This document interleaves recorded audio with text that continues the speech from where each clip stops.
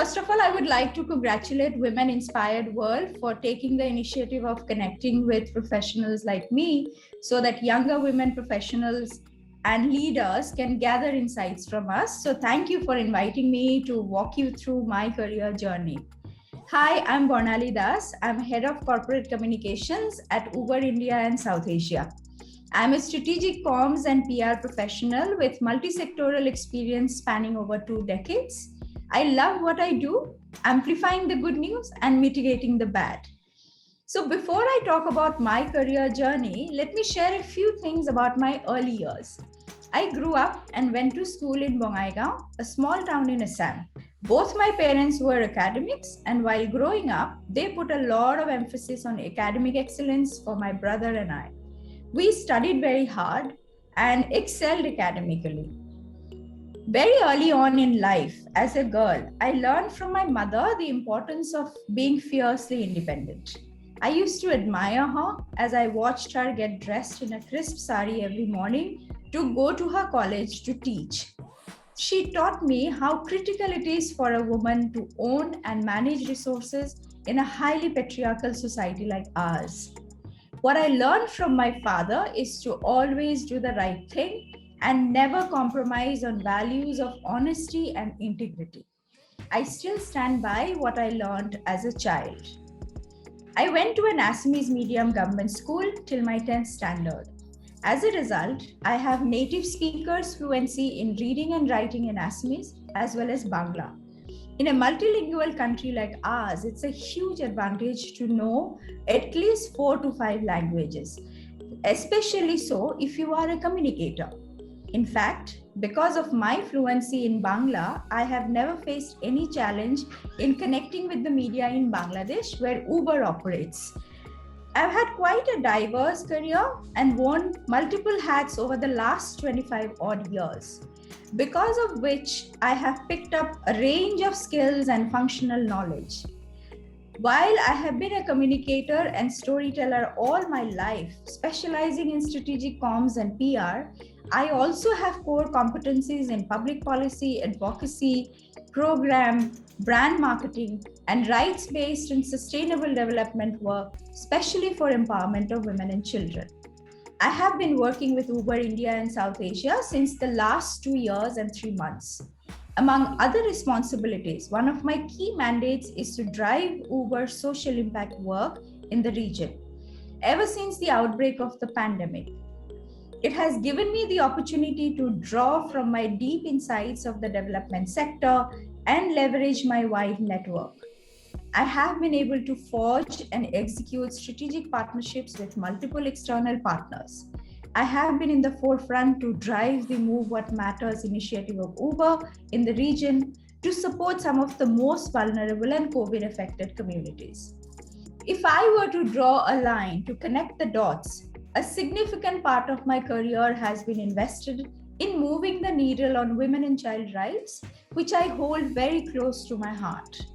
Before joining Uber, I was the head of communications and public relations at SOS Children's Villages of India, a global childcare charity. India is home to a staggering 20 million children without adequate parental care, and as head of communications, it was my mandate to advocate for their rights through storytelling, social amplifications, public relations, stakeholder engagements, and digital fundraising. Earlier, as the senior media advisor consulting with the Ministry of Women and Child Development for nearly 4 years, I was a member of the core team that was responsible for developing the strategy, planning and execution of the flagship scheme Beti Bachao Beti Padhao that got rolled out in January 2015 by the Prime Minister. It was an honor, absolute honor, and a privilege for me to lead the rollout of the national media campaign of Beti Bachao Beti Padhao successfully, both in 2014 and 2015. I was also closely involved with the training and capacity building of master trainers under the BBBP scheme and participated as a resource person in various training programs across the country through the National Institute of Public Cooperation and Child Development. Engaging with state government officials responsible for implementing the scheme in the states was an eye-opener for me and a steep learning curve.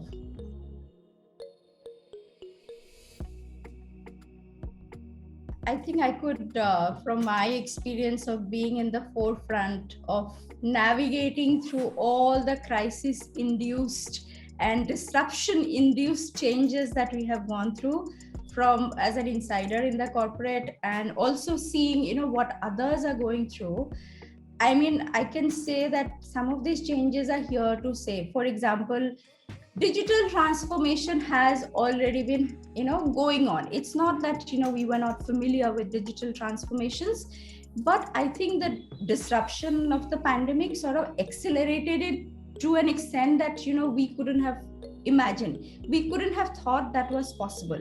What I was saying, that while tech companies and some of the other businesses have been investing significant time, effort, and capital into digital transformations, others weren't too concerned about digitizing their offerings. But however, the COVID-19 pandemic has forced organizations across the globe to take radical steps towards adopting technological advancements to secure their business, because there really is no choice now. If you don't transform radically overnight, your business will hit a flat line. I think another trend, industry trend, which is really transformed our lives, is the evolution of the traditional workspaces and the remote teams. We no longer see our colleagues and teammates. We just have to, we have figured out how to still carry on and not let productivity, get hit, and still, deliver what you need to deliver. A business trend that one can expect in the coming months is for enterprises to adopt different digital tools to manage their operations smoothly. In fact, the significant spike in the demand for these online tools has worked as a catalyst for other organizations to develop work from home products and services. And at Uber, we are going into a hybrid model of working. September onward, it means an employee can work from home for up to 2 days and 3 days from office. And that's going to be in effect September onward. And of course, I don't know, going by the situation in India, how things pan out. But as of now, globally, Uber has adopted a hybrid model of working. I think the third big trend I would like to talk about, and even at Uber, we have taken a stand on this, is the focus on sustainable businesses. Not everything is about profitability. You have to make your business sustainable. The world today is dealing with not only the raging coronavirus pandemic threat, but the imminent threat of climate change as well. Sustainability trends are being largely influenced by these events, regardless of the nature of the business. One of the most popular sustainability trends is reducing dependence on fossil fuels.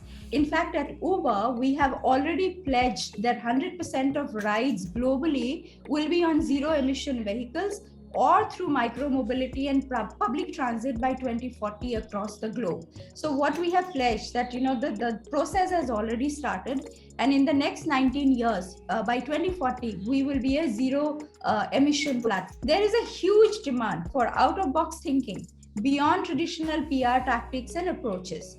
The need to align with prevailing news cycle, being selective and strategic, often opportunistic, and mitigating threat to the reputation of the business, etc., have placed an unprecedented amount of pressure on PR professionals today. Advising businesses to take a pragmatic and empathetic approach, being agile, and cut through the clutter, aligning with the need of the hour for the communities it serves, is even more critical for us today than earlier. Since PR professionals need to be proactive and smart to support brands effectively in a fast-moving environment, PR firms need to demonstrate a deep understanding of their clients' businesses and provide examples of integrated campaigns that focus on results impacting target audience. So not as an industry trend, but as something all corporates must focus on. Show and don't tell. During the early stages of the lockdown, we realized the three needs that were most prevalent: transporting healthcare workers, enabling essential travel, and facilitating last mile delivery. To cater to these needs, we rolled out a new service called Uber Medic. and partnered with the National Health Authority to provide safe, reliable, and efficient mobility options to India's frontline healthcare workers engaged in battling the pandemic. We also partnered with 12 state governments and offered free rides for frontline healthcare workers and non-COVID patients. Like I said, the consumers were the same, and we had new use cases also opening up because public transport like the railways, the local train in Bombay stop, the Delhi metro stop, and many public transport systems which were the lifelines of people, those options were no longer there. And as a result, what happened, we had new use cases opening up as consumers were changing, their profile was changing.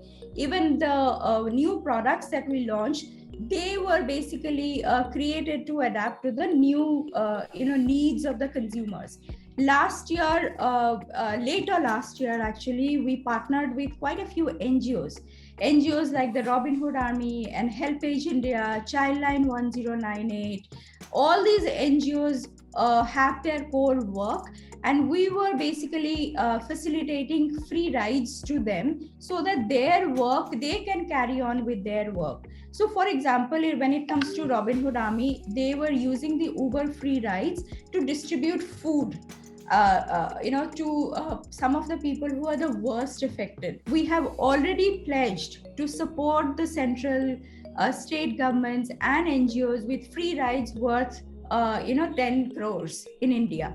That those free rides are actually getting utilized by people right now, and these rides can be availed for getting vaccinated. So if you have someone in the family who needs to get vaccinated, you can take a Uber free ride. You can basically deploy a promo code which is given and which is sort of publicized by us.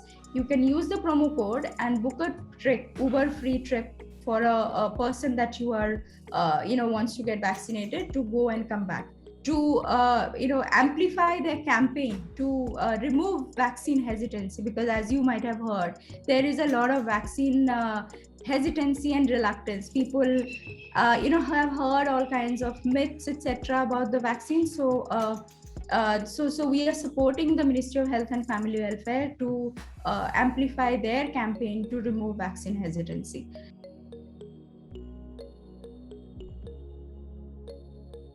Be kind to yourself and stay calm. Control the controllables and don't get unnecessarily stressed, because there is so much happening all around you. Everything will seem like it's overwhelming. How do you even cope with all of those million moving pieces and navigate through that? So I have personally also managed a lot of crises in my personal and professional life over the years, and practicing how to remain calm is a huge asset for your mental well-being. Number 2, the importance of diligence. For me, the importance of diligence can't possibly be overstated. Take your time to do your diligence before arriving at a decision. Sleep over it and think through all the options, its pros and cons. And once you sleep over it, there will be far more clarity. If you just let it simmer for 24 hours or 48 hours, believe you me, some of the problems don't even seem like problems anymore. Remain humble and keep asking for honest feedback.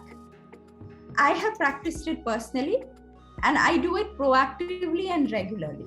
Another lesson for me is competence and conduct, the balance between the two. Both are critical for professional growth. One cannot afford to be a super competent professional, but with poor conduct and interpersonal relationships. If you are very good at work, doesn't mean you are rude and arrogant. You have to also manage your stakeholders. You have to also manage everyone and take the team along. So it's a very fine balance between competence and conduct. Both are equally important. You have to ace your stakeholder management. Everything we accomplish is because of teamwork. So be as mindful and efficient as you can in knowing and managing your leaders, your peers, and those who are in the early stages of their careers around you. Be supportive and helpful to everyone around you. don't ever burn bridges. Even if you move on from an organization, the relationships that you build in that organization holds you and keeps you close to those people forever.